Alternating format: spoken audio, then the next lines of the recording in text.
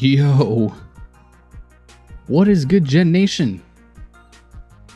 What is up? How's everybody doing? Hope everyone enjoyed their weekend.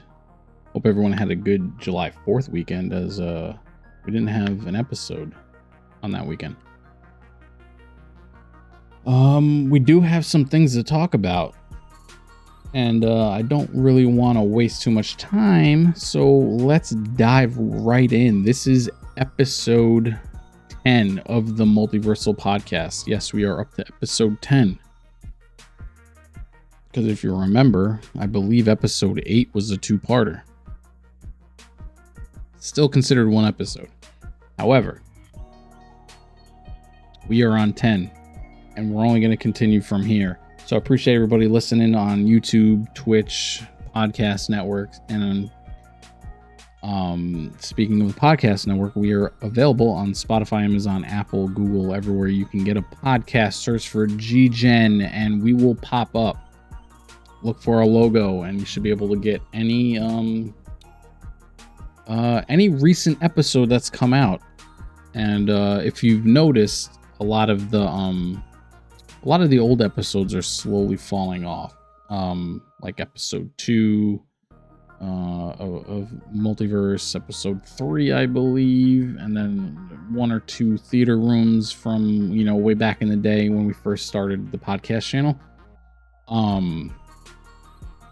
Those are because we needed the space to pump out the new stuff, basically. So if you want to catch up from all the way at the beginning, those will always be available on YouTube. So make sure you're following our YouTube to get all episodes, reactions, podcasts, shows, everything is all on YouTube all the time. CC, how you doing? Thank you for coming over and saying hi. Hope you're doing well. So with that being said, real quick, we do have merch available. We got shirts, shorts, masks, mugs, hoodies, phone cases. I mean, we got a bunch of stuff available for you. So if you are interested in any of the merch, you can do command merch in chat, or you can click the link in the description below. All the merch, all the money earned through the merch is going right back into GGEN to better your experience, better our quality, to better your experience listening to us in some capacity, whether it's YouTube, Twitch, or whatever. So like I said, this is episode 10. We are going to kick it off with the entertainment verse. With that being said, we have a few things to talk about. Only a few.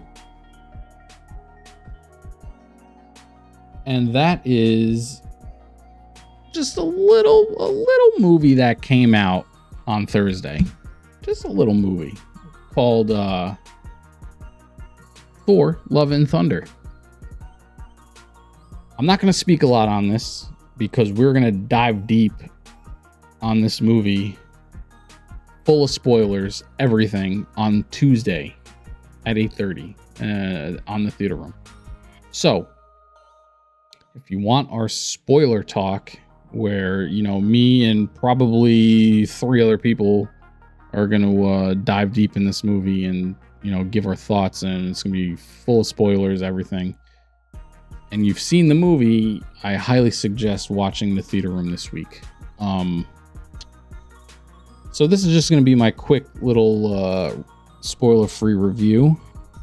I saw this movie Thursday, and I'll just say right off the bat, I liked it. I thought Thor, Love and Thunder was a pretty good movie. It was fun. I thought, the action sequences were good. I thought, Thor is a badass as usual. It was nice to see that he, shedded the fat suit, the dad bod. as Korg would call it.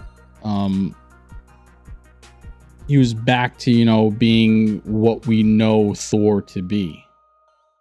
And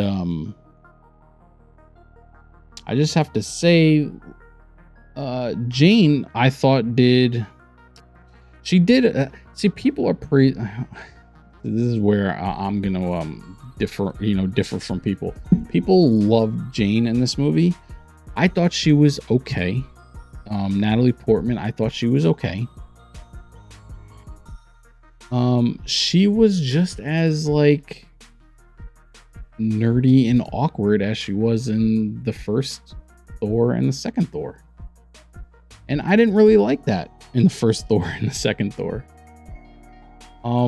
People are saying that her chemistry with Chris Hemsworth in this movie was top notch. It still felt awkward to me. I didn't think it was, a great chemistry between the two. It just seemed like they fell back into that awkwardness. And yeah, I don't know. I just wasn't a fan of Jane Foster. However, Jane Foster as Thor, when she's, wielding the power, wielding Mjolnir and getting the power of Thor, she was a badass. She was doing crazy moves, awesome abilities. She was holding her own in the fight. She was awesome as Thor. I thought she did a great job with that. Choreography and everything. It was dope. So where I'm kind of slighting her, and that could be just because of how they write her character, I'm giving her big time praise for her action ability and kicking ass in the suit, in the Thor suit. So she did a great job. All the other characters I thought were good. Korg was I felt like he was a little over the top. He was narrating the movie a lot of times, like he was in the trailer, basically. But it's Korg. It's just how he is, I guess. His personality is unique, and I thought he was okay. It was just a little over the top for me. Christian Bale as Gore, top-notch performance. He was such a believable villain. I thought he did a great job. He looked awesome. His costume was good. And if you saw in the trailer, they kind of had like a black and white look to him. That it looked so much better in the black and white than it does in color. How it didn't look bad in color. It just looks that much more terrifying in black and white, man. He looked awesome. His abilities were insane. In my opinion, it was such a cool movie. It was such a cool movie with the stuff that he was doing.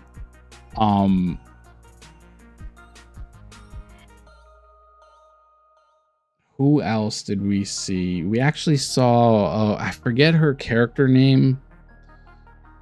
She was like Jane's helper in the other Thors. She was also in WandaVision. I can't remember her character's name, unfortunately. But she was, she made an appearance in the beginning, and we all know the Guardians were going to be in the movie. That was, they did their thing. They didn't stick around too long, and they were off, and it was basically Thor the rest of the way. And the Guardians did their thing. The Guardians were the Guardians, and they're always fun to watch. But I'll just say, like, Zeus. Talk about over the top with Korg. Like, Zeus was out of his mind. Zeus got way more screen time than I thought he would have gotten. he was very much a part of this movie and not so much as a cameo. Like he was in there, and Russell Crowe does a good job. He's great at being annoying. Like he was just an annoying god, and it was funny to see.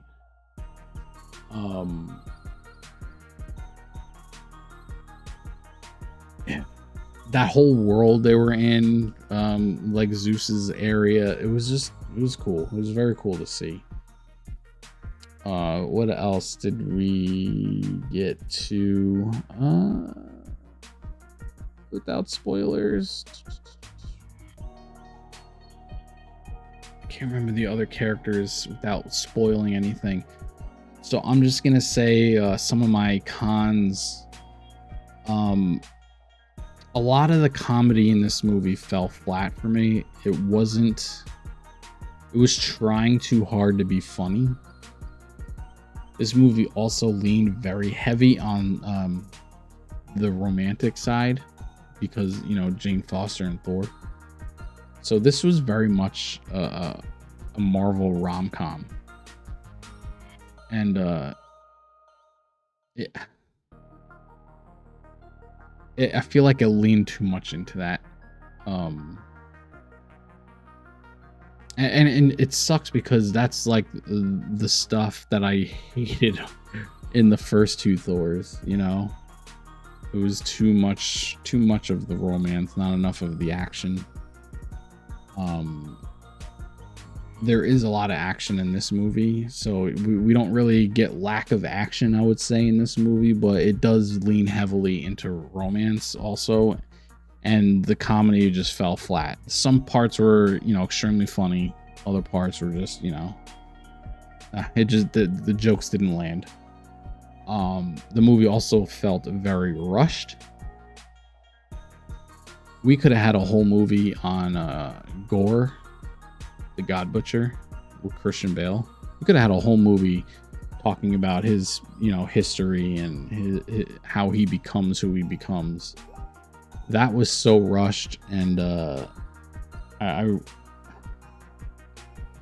if this was like a two-part Thor movie, and if you broke it up, like part 1 was Thor Love and part 2 was Thor Thunder, I feel like this would have been out of control. This would have been a fantastic, you know, 2-part event. It just seemed way too rushed. The movie was roughly an hour and a half long.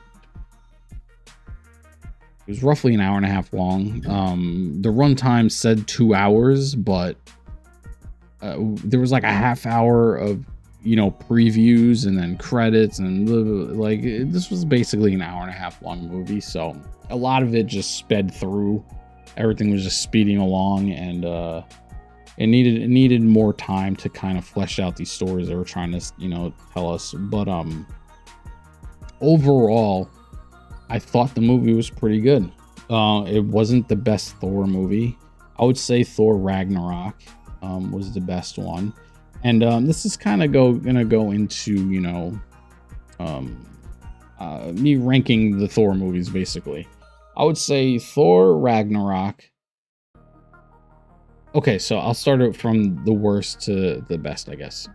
So Thor 2 was the worst. That movie, you know, everyone basically hates that movie. And it's a shame because that movie is super, super important to the overall Infinity Saga. But the movie itself just wasn't that good. Thor 1 I actually enjoyed, but it's nowhere near in comparison to Thor Love and Thunder, which would be my second, you know, number 2 on the list. Thor Love and Thunder, I'm probably gonna give it around a 7 out of 10. It's very middle ground, slightly better than, you know, Thor 1, way better than Thor 2. Had very cool elements to it. So this is number 2 on the Thor list, and it's going to be sitting at a 7.5 out of 10. And the top Thor movie is definitely Ragnarok. This, Thor: Love and Thunder did not come close to Ragnarok. Ragnarok's comedy hit, the action hit, the story was great. It was just a well fleshed out story and told. It was a well told story.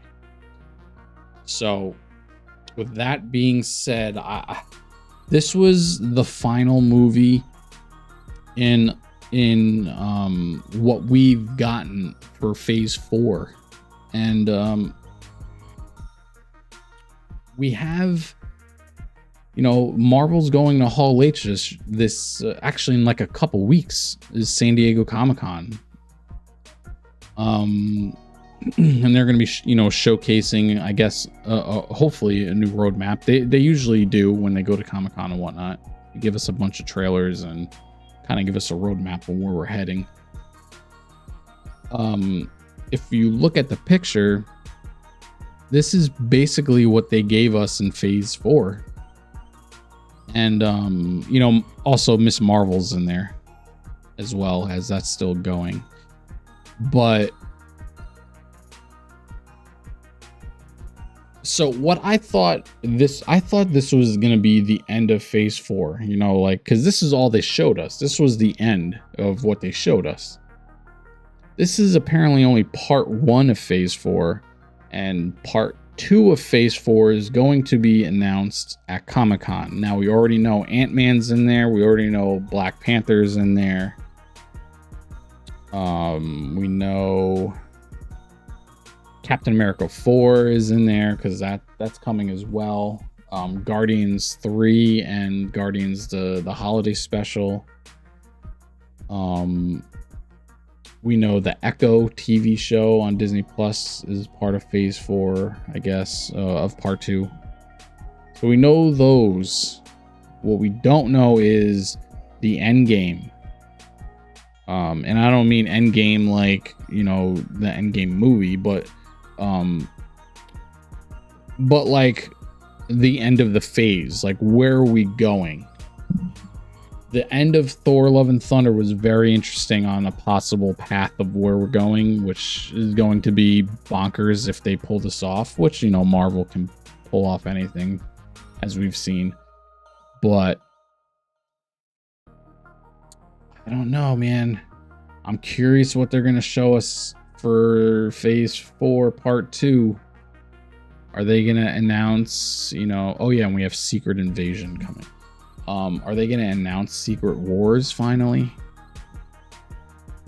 Are they going to announce, show us a little something on Blade? Or are they going to announce, finally announce like the cast of Fantastic Four and when that's coming? Are they going to, give us something with the X-Men finally, as we're all, impatiently waiting for? And they teased in Doctor Strange.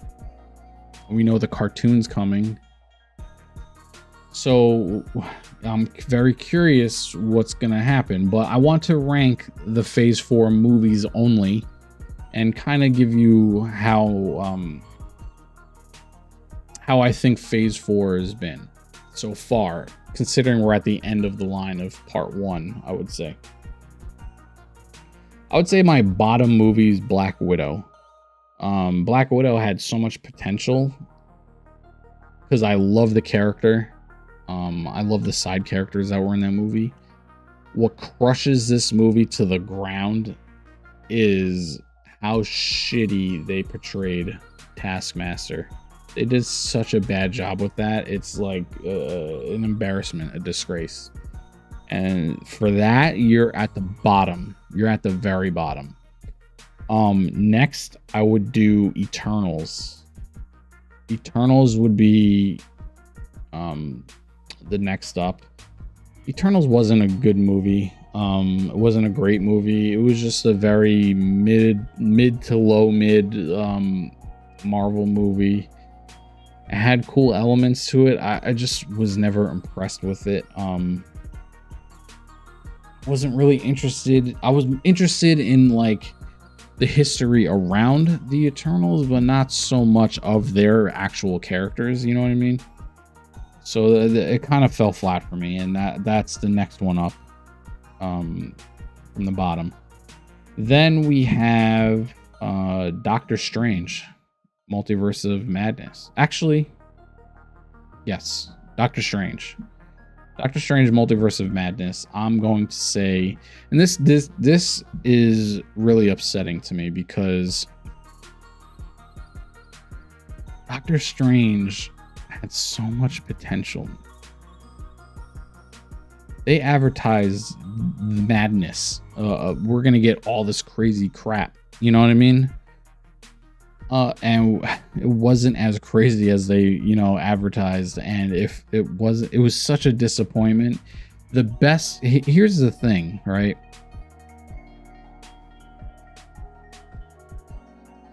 The best part of Doctor Strange Multiverse of Madness was the villain, was Scarlet Witch, was Elizabeth Olsen. She crushed that movie.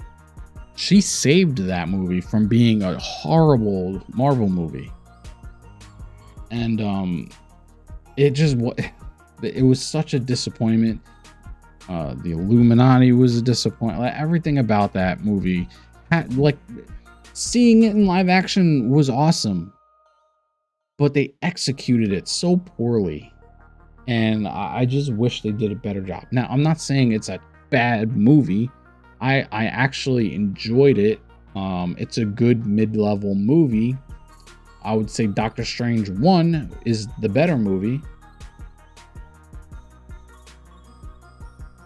But Multiverse of Madness just wasn't it. The villain, what they did, Sam Raimi did with Scarlet Witch, fantastic. Everyone else kind of just, it was just disappointing. And then I would say next up would be Thor: Love and Thunder. I would put Thor: Love and Thunder ahead of Doctor Strange. It was a more enjoyable movie from start to finish. Yes, it felt rushed. Yes, it had its issues, but the action was great. The villain was great. Thor was great. Jane was great. Like, everything about it worked. And including, stuff I can't really talk about, which we'll get into on Tuesday. It was just a more enjoyable movie. I had high hopes for this movie as well. It didn't disappoint me as much as Doctor Strange did. It actually did a pretty good job. It still wasn't the best Thor movie, but it was still a very good movie. And I enjoyed it. And it left a better roadmap, a better hint of where we're going in the future, in my opinion. Next on the list, I would probably say Shang-Chi. Shang-Chi is a top tier, one of, if not the best Marvel movie out for a solo character. You can't judge it based on against. You can't compare it against the group ups because the group ups are insane. But for a solo origin story movie, Shang-Chi is top notch, 9 out of 10. It was a fantastic movie. It was an awesome story. The 10 rings, not the fake thing that we got in Iron Man, like the legit 10 rings. It was fantastic. And that's going to fall in the 2 spot because what's not listed here is a Sony movie, and that is Spider-Man No Way Home. That takes the cake. That is top tier action, story, surprises. Even though we knew it was still awesome. Goosebump moments, like incredible loss. Like, it was just Spider-Man No Way Home, top tier, hands down. And that's basically my ranking. So from top to bottom, we have Spider-Man, Shang-Chi, Thor: Love and Thunder, Doctor Strange, Multiverse of Madness, Eternals, and Black Widow. And there you go. Next, we have, to stick with Marvel, actually. They announced that Daredevil, Charlie Cox, and Vincent D'Onofrio's Kingpin are returning. I mean, we knew about Daredevil. We were kind of unsure about Kingpin, based off of Hawkeye and you know, the lack of announcement, I guess. But it is confirmed Daredevil and Kingpin are returning. Daredevil's reprising his role and continuing what Netflix started. However, Daredevil and Kingpin are coming back in the Echo show as well, and that's going to be our first time seeing them, I believe. If you remember in Hawkeye, Echo was Kingpin's, right-hand man, woman, person. In that particular group, she was the leader of that group, and who Kingpin, went to. And she's getting her own show, basically, and Daredevil and Kingpin are going to be in that show. There's also rumors that Jessica Jones is coming back. Same actress reprising her role. She's coming back and rejoining the Marvel world, the MCU at this point, where Netflix kind of detached itself from it. Marvel's got all the rights back, and it looks like they're slowly gonna incorporate, all the Defenders back into, the shuffle. And Jessica Jones is rumored to pop up in Echo as well. So I'm curious who else is coming back. It would be cool to get the whole gang back in some form, especially Luke Cage, because I thought the actor who played Luke Cage was phenomenal in that role.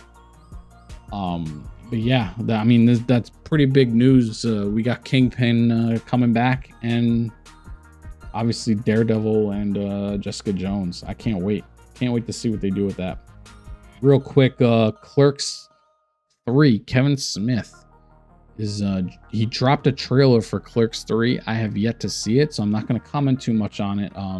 But I love Jane, Silent Bob, Kevin Smith, all the stuff he does, and I'm usually a fan of what he pumps out there, movie wise. And Clerks 3 is coming soon. I guess they're gonna show a lot of it at Comic-Con possibly, but I'm surprised they released the trailer this early. I thought that was gonna wait till Comic-Con, so I'm wondering what they're gonna show at Comic-Con that we can't see from home. But we'll just have to wait and see, I guess. But yeah, the trailer's out if you want to go check that out. And we got some sad news.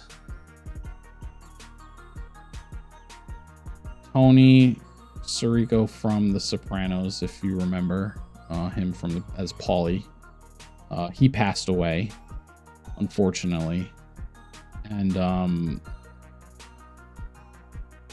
a little bit before him was James Caan, the legend himself. Both shocking. James Caan more shocking. You forget how old he actually was. He was I think he was in his 80s. But he was still he would still pump, do some movies and stuff. I don't know. I just didn't expect that when it happened. I was shocked to hear that. And obviously his role with The Godfather and everything is legendary. Yo, Trigon, what's good, bro? Damn, rip Paulie. Yeah, Paulie did his thing. It's sad to see him go, but James Caan as well. The stuff he did with Godfather is legendary. Obviously, if you were a fan of Elf, he was in that as well. I would say my favorite role of his outside of The Godfather is a TV show called Las Vegas. If you ever had TNT on, TNT channel on back in the day, there was a show called Las Vegas where James Caan, he ran the casino. He was like head of security. Josh Duhamel, the actor from Transformers, that was like his big time role in TV before he got the Transformers stuff. He was like James Caan's right hand man, and it was basically them, running security for a casino in Las Vegas, and they were basically like special ops for the Las Vegas Strip. Like they would do just wild shit. And he had such a great role. He was in every season, beginning to end.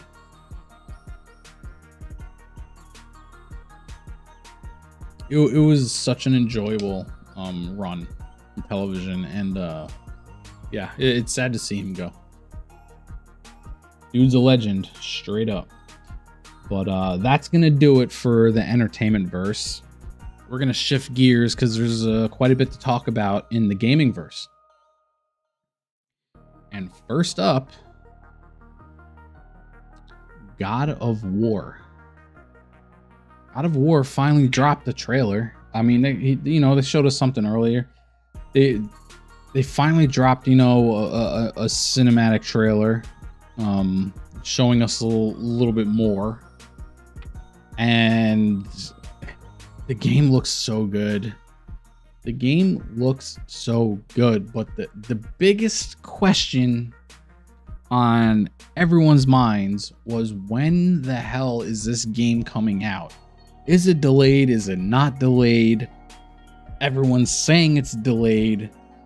Corey Barlock is saying it's not delayed. He's basically telling everyone to shut up.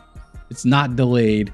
But then they're like, well, if it's not delayed, what day is it coming out? If you can't tell me, then that just tells me you don't know and it's delayed. Like, it was such a thing on the internet, just back and forth between the studio and the fans. Like, just tell us when this game's actually coming out. And it's coming November 9th of this year. It's coming this year. So everyone take a deep breath. Breathe in, breathe out. Your holiday is saved. We will be slaying gods together in November. It's going to be a groundbreaking game. It's going to be...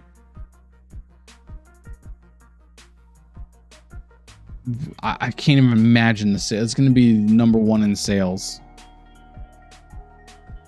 Hands down. This is probably the most anticipated game of the year. It's just gonna crush. It's gonna crush. And yeah, this is coming November 9th. I cannot wait. I've debated downloading the previous God of War. And I still may. Maybe as we get closer to Ragnarok's release date, I may re-download the other one and kind of refresh, my memory on the buttons and his moves and just the overall gameplay.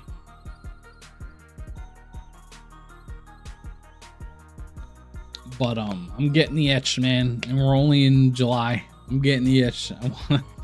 I want to dive into this world, and here's my problem.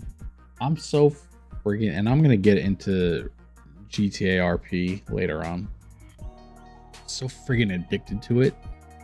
I have so many games to play that I've been doing RP over anything else. Like I still need to beat Horizon Forbidden West.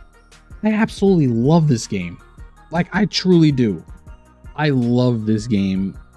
The character Aloy, the story that we're going through, killing machines with a bow and arrow. Like, dude, the game is fantastic. And I dropped it. I dropped it like it was nothing. Because I'm so addicted to RP. What's the name? On No Pixel. But with that being said, I cannot wait for God of War, whether I'm playing RP or not. I need this game to come out, and November 9th can't come soon enough. Next is this. Now, this next thing is wild, and I feel bad for him. Like, this is wild.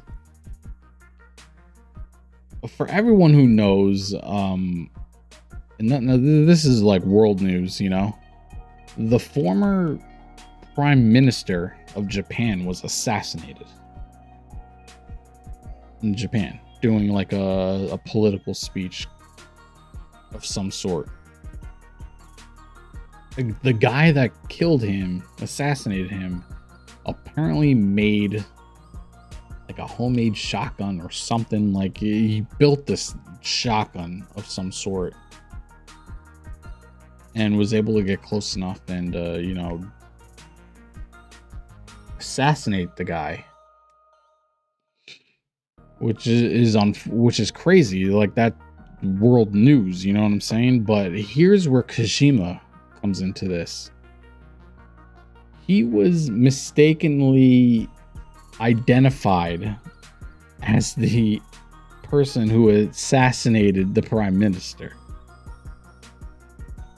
People, like, not people, the officials thought it was Kojima.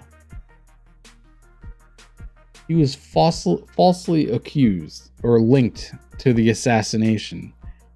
And I guess the guy, I didn't see the picture of the guy.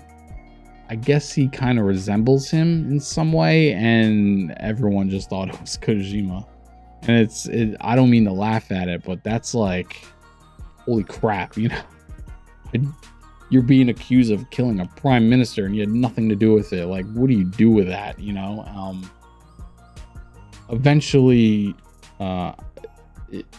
you know, they got the person who did it, and you know, obviously it clears Kojima. But Kojima's turning around, and he's actually suing them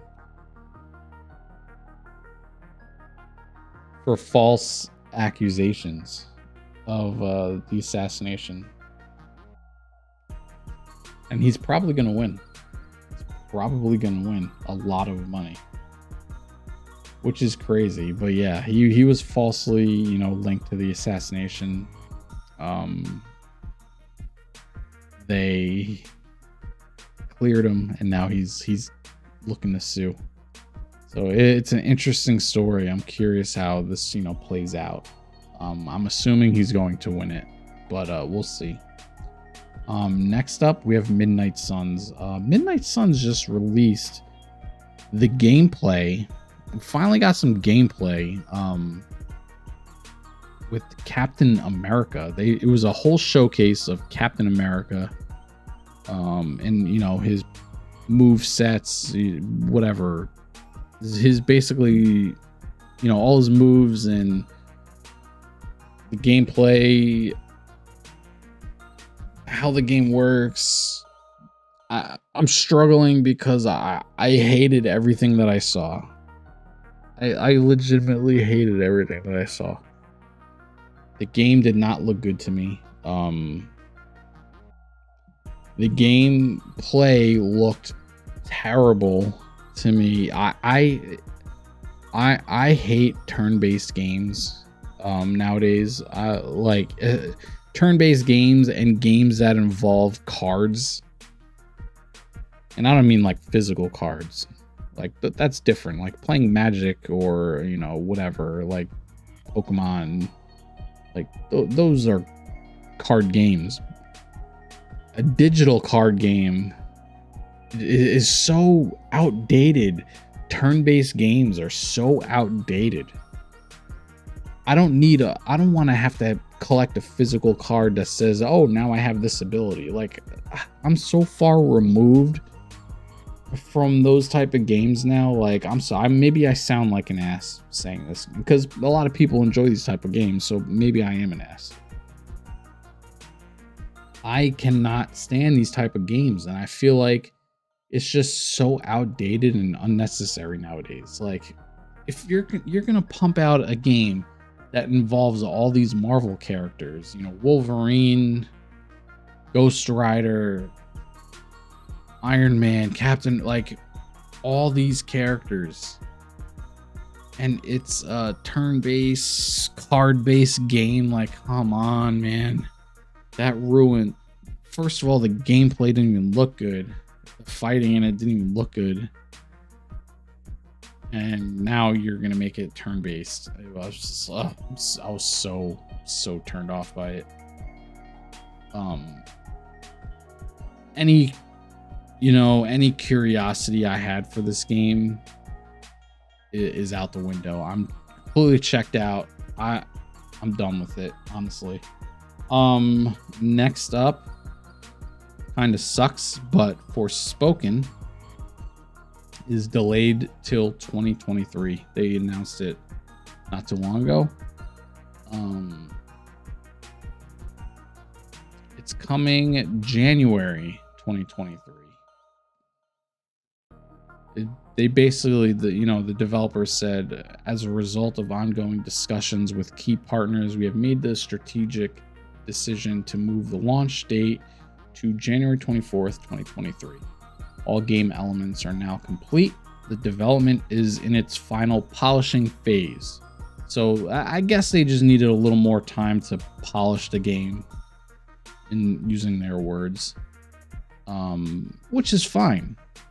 If you're going to delay it a couple months just so you can fine tune it to give us the better product at the end of the day, I'm all for that.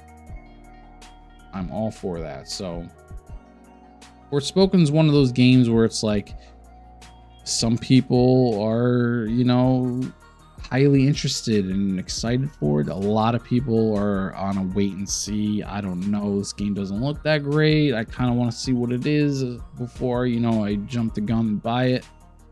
I personally am extremely interested in it, and I really hope this game is good, because from what I've seen as far as the gameplay and, the cinematics and stuff, it looks good to me. I like the actress who's playing the character. It just looks good, in my opinion, and I'll be checking this game out in January. So I can't wait for it. It's it's on my list of new buys that I'm looking forward to, and that comes January 24th, 2023. That is the new date. Next up is exciting. Like, all right, sports talk. If you're an NBA fan, if you were an NBA fan in the 90s, you know who Michael Jordan is. If you're an NBA fan now, you know who Michael Jordan is. You've heard of him. You know he's considered the GOAT, and in my mind, he is the GOAT. LeBron haters step aside, or Jordan haters step aside. LeBron lovers, get out of my face. Jordan's the GOAT. With that being said, NBA 2K came out with 2K11, if you remember back in the day. The Jordan edition. That was honestly the last 2K basketball game I've ever played. Was the Jordan edition in 2011. That game was fantastic. I was a big time Jordan fan growing up, and having all the Jordan challenges, being able to play with Jordan and stuff like that, it was such a cool experience. And 2K23 is bringing back the Michael Jordan edition. They're bringing back all the challenges from 2K11. Obviously, it's going to be ramped up. They're going to add more stuff to it. But the 2K23 Jordan Edition is coming, and I cannot wait. This is, I think, coming in October of this year. October. Maybe the end of September. Kind of like where, you know, a little... I think it comes out a month before the season starts, if I'm not mistaken. Let me just do a quick look. Yay, 2K23. Sorry, I don't have the release date on hand for you right away. Friday, September 9th. So, like I said, a month before the season starts, we're gonna get, you know, 2K23. Now, if I was ever going to play another 2K NBA game, the Jordan Edition is 100% the one I'm playing. Like, hands down, I'm getting this copy. I'm doing those Jordan challenges. We are rocking out 2K23. And let's be real, I'm a Nets fan, right? Everyone, I know you're crying because of my pain here. We all know Kyrie's gone, Durant's gone. They're not officially traded yet, but we know it's happening. So my Nets team is completely butchered, completely stripped of its superstars. We have friggin' Ben Simmons left over somehow. I'm gonna have nobody to play with. Like, I'm not gonna want to play the Nets in 2K23. No, I'm gonna be playing the freaking Bulls with Jordan on it. Like, shut up, bro. That's what I'm doing. I'm playing those Jordan challenges, so I cannot wait for 2K23 to drop. I haven't had fun in a basketball game since Live 19, and specifically Live 18. NBA Live 18 was one of the best basketball games I've ever played, mainly because it was $4 when I got it. That game was $4. I'm like, oh shit, I'm in the mood to play some basketball. I hit up the boys. I'm like, yo, NBA Live is $4. We should jump on it and just dick around. It was honestly the best purchase of a video game for $4 in my life. Like, that game was fantastic. I took a picture of myself and it imported into the game onto my created player, and it looked fine. Like, it looked like me. I wish I thought of this sooner, because I would put the picture up for you guys to see. It looked like it was awesome. The game was great. 19 took a little bit of a hit as far as, you know, the picture of ourselves importing to your created character. They scaled back that feature for sure, because it wasn't as sharp as 18, but the game still played good. And unfortunately, 19 was the last NBA game they released, and I haven't really played an NBA game since, because I was never really a fan of 2K NBA. 2K NBA it's not my bread and butter. Like, it's a different experience than NBA Live. I like the way NBA Live feels more than 2K did. However, I did get the 2K11 Jordan Edition and I had fun with that, and I'm going to do the same with 2K23. So, like I said, I can't wait, and that is coming September 9th. Next up, Skull and Bones by Ubisoft.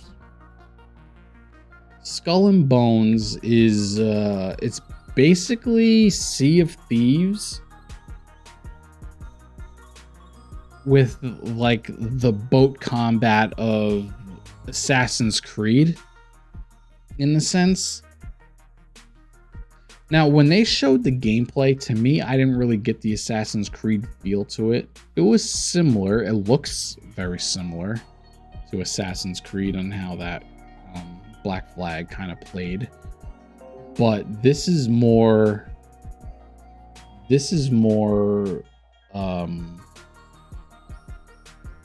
This is more like Sea of Thieves. Like, you have your own adventure, but you can run into NPC enemies. You can run into player enemies. Like, this is basically Ubisoft's Sea of Thieves. And if it plays like how Assassin's Creed was, as far as fighting, you know, ship to ship, or fighting as your player, you know, jumping onto another boat and fighting the NPCs, the computer or whoever other players out there with you. If it's like Assassin's Creed type of fighting combat, I would be this game could be a lot of fun. But what they showed us in the gameplay, you know, featurette, I was not very impressed. It's Ubisoft's version of Sea of Thieves, and I'm hoping we get to see a little more of it. And maybe when it comes, now this game is, as I said before, is more of the wait and see for me. So hopefully we see more. Hopefully it looks more appealing, and hopefully I see other people playing it and enjoying it. That would give me a reason to jump on and try to fight them on the 7 seas. You know what I'm saying? Like, I think this takes place in the Indian Ocean, if I remember correctly, but I wonder how far you can go in the ocean with this, and or you kind of just locked in the Indian Ocean and whatever islands they put in it. So I'm curious to see what that's about. But next this is gonna kind of close it up for us. GTA Online. GTA Online's next update is going to allow players to join law enforcement. You heard me. You will be able to join law enforcement in the next online update. How many times, and I know for me personally, I've said this on day one of Grand Theft Auto, not just like recently. I'm talking Grand Theft Auto 1 and 2 on a computer, and obviously 3 with PlayStation and whatnot. I've always said, how cool would it be to have a Grand Theft Auto where you can pick criminal or you can pick cop, and you can go after the criminals and like run and do all that stuff. You know what I mean? And we're finally going to be able to do that in the online form, which is crazy. Because if you think about it, like I was saying before, I'm extremely addicted to GTA No Pixel RP. Roleplay servers, in my opinion, is keeping Grand Theft Auto popular as far as viewership goes. No one's really watching people play Grand Theft Auto online. And trust me, there's millions and millions and millions of people playing Grand Theft Auto online. I still play Grand Theft Auto online from time to time, checking out the new updates and, you know, collecting my free money and stuff like that.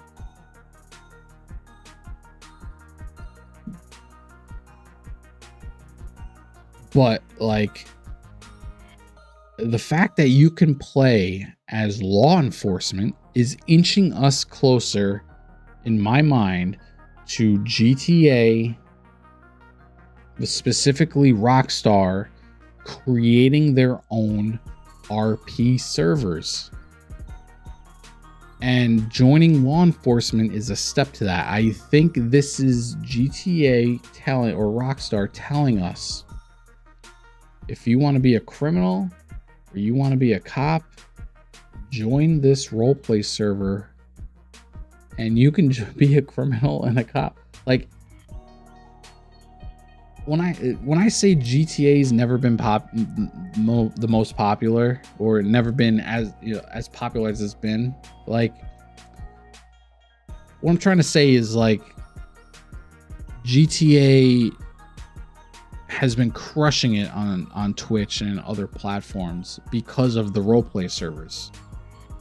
Because of people playing No Pixel, like, you know, you having somebody like XQC and Summit and all these people on Twitch and Facebook, YouTube. You know, Tim the Tatman was in there at one point. All these people were playing No Pixel and, you know, various other servers or whatever for GTA role playing. Rockstar isn't getting a dime for that.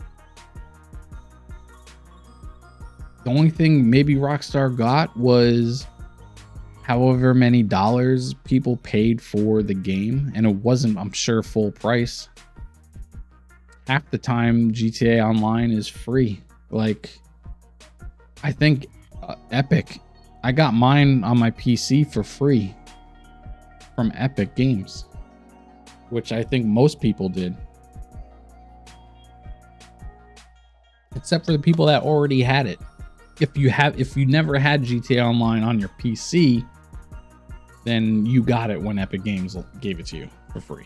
At least I would hope you did, because there's no point of buying this game or buying it online at this point, because it's going to be free to play very soon, if I'm not mistaken. But, you know, Rockstar is not getting a dime for roleplay servers because they're being modded and hosted on other services like 5M. What is it? RedM? Is it RedM? No, not RedM. Rage. I think it's Rage. If I'm not mistaken, I don't remember. There's another, you know, server mod host out there, but 5M is the one that I'm currently using, and it's got a boatload of roleplay servers on there, and it's crazy because most people are probably using the free copy of GTA, and they're installing this, you know, mod launcher and going into roleplay servers and whatever else that's being created, custom servers, and Rockstar is not getting a dime. But yet on Twitch and YouTube and whatever, it's towards the top of the list of what's being watched because of these roleplay servers. So Rockstar, for many times, I would say, has tried to take down these roleplay launchers, these roleplay servers, or the hosts, basically. Like, they want to shut down 5M because people are playing GTA and making money off GTA, and Rockstar's not getting shit for it. They want people to be on GTA Online buying shark cards and, you know, using their servers, so they have the player base, they have the money and everything, you know what I mean? And I think them adding law enforcement to GTA Online, saying, hey, you can now be the cops instead of the robbers, I think that's them going, we're going to try this out, and if people really enjoy being the cops, and we know people love watching roleplay, I can see GTA 6 at some point in the future, when they revamp the GTA Online map and, you know, service and server and go to the new engine, whatever they're going to do, add new maps and whatever, I guarantee at some point we're going to get Rockstar official roleplay servers where you can be the cop, you could be the criminal, you could do whatever the hell you want as long as you're role playing. And if and when this happens, it's going to be pretty major, because a lot of these companies are, you know, hosting servers and host companies, if Rockstar starts doing it officially and getting big time updates and stuff like that from the company itself, it's gonna hurt everyone else. And I'm curious to see what the roleplay community is going to do. Are they gonna move to Rockstar, or are they gonna maybe just try and then fall back? If Rockstar does come out with its own roleplay server, I guarantee they're gonna shut down every company that's hosting a roleplay server that's not on Rockstar. So the ones that people are watching, like let's say like NoPixel is by far the most popular watched, may not be the most popular played, although millions of people are watching it. I would say, you know, whatever, but it's the most popular. However, maybe Rockstar buys NoPixel and says, hey, we'll move all your characters, or you will have to start fresh on new characters, whatever, remake your character, whatever. We'll take your mods, stuff like that. We'll buy it out and we'll move you over. If we don't accept this deal, we are shutting you down. Like, it's game over. I'm curious to see what happens. But before that, we got baby steps, and we're gonna actually get to be law enforcement in GTA Online. So all those idiots running heists and flying around on these stupid mopeds with rocket launchers, I cannot wait to be in a 5-star tank shooting these dudes out of the sky. Like, I'm gonna go ham. I'm gonna go ham as a cop and just wreck everyone. I can't wait. I can't wait to do it. And this kind of, and to close out everything, I'm gonna keep it with GTA. If you watched the theater room last week, we had a little discussion about remasters, and basically like, are remasters lazy? You know, is it a company being uncreative? They've run out of ideas, you know, because we have, you know, remakes of Resident Evil coming every year at this point. GTA, you know, they remade Vice City and San Andreas, and it flopped hard. And it basically, I don't know, like, I have, here's my thing, okay? So remasters are lazy, are uncreative. You're just, it's a money grab. You're taking something that was previously made, you're just polishing it and throwing it back out there and saying, here you go, buy it again, full price.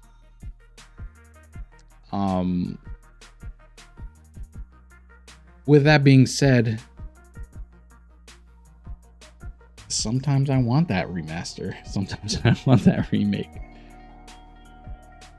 There's a few games I would take a remaster for.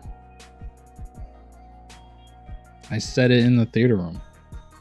Rainbow Six Vegas. I would love to get that remade with the PS5 graphic, or PC, Xbox, whatever. I'd love to see that made. Or just give me Vegas 3. We had Vegas 1 and 2 and then they stopped it. Give me Vegas 3 and just, you know, get creative. Come up with a new story. If you can't do that, remake Vegas 1 and 2, or just 1 if you want to. And give me that. I would take that in a heartbeat. With that being said, the news from last week on the theater room was GTA 4. The remake for that was shelved, either temporarily or permanently. I think it's just temporarily. GTA 4 remake was shelved because of the backlash that Vice City and all that got. I don't think it would have failed as hard as those games because they really didn't remake Vice City and San Andreas. Like, those games looked terrible. They looked terrible. Now, I'll say GTA 4 is probably my favorite as far as story and the city itself. Like, Liberty City is my favorite city to play for GTA. I'm so tired of San Andreas. Like, we've been here forever, like ever. It's been like 15 years of being in Los Santos. Like, I'm good. I'm good with this damn city. So if they want to remake GTA 4, where I completely love that game, and obviously I can get a next gen update of Liberty City, please give me that so I don't have to play San Andreas. Like, just give me that.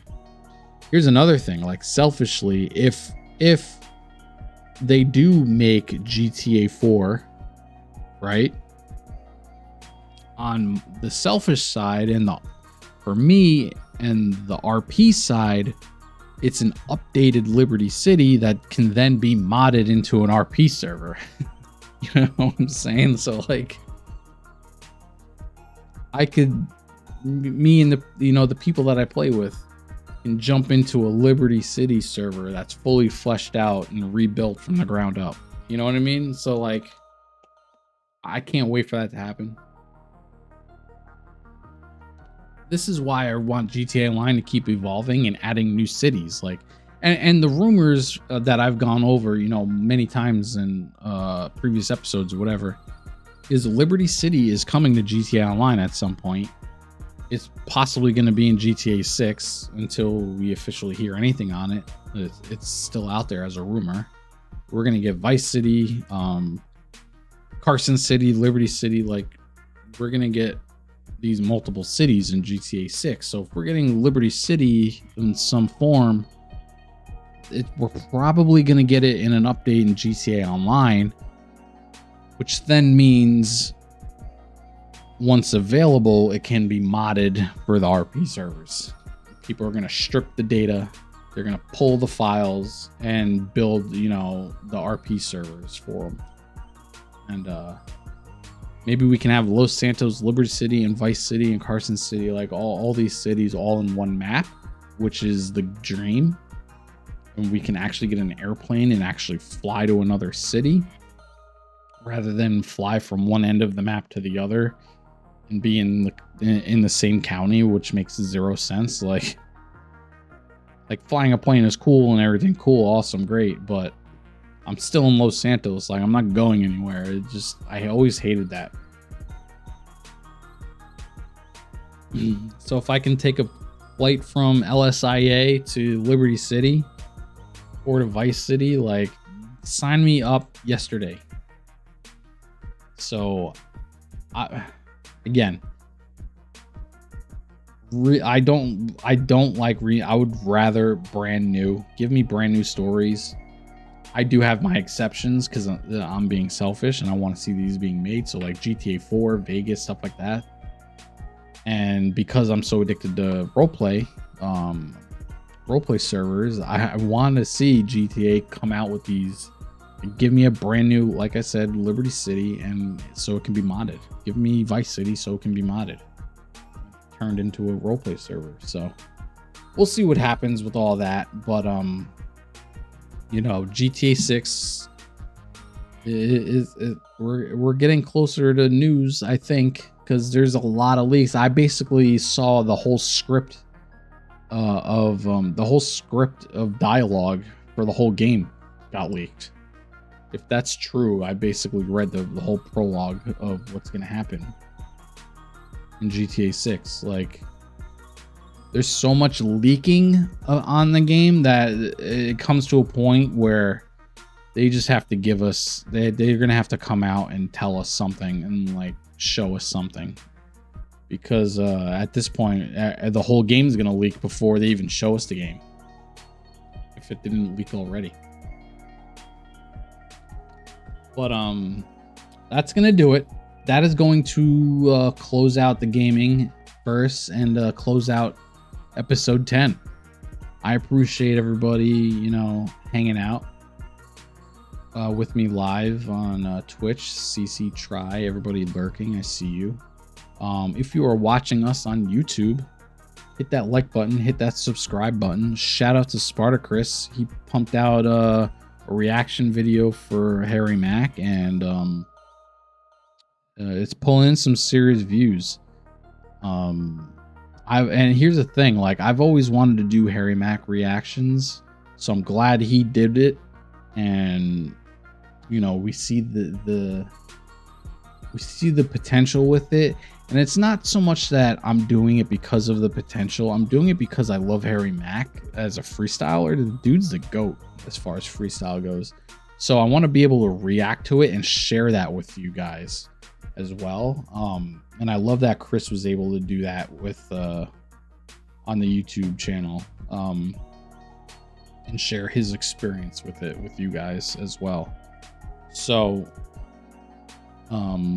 there's gonna be more reactions coming, you know, for Harry Mack, whether it's, I think either it's Chris, me and Chris and whoever else.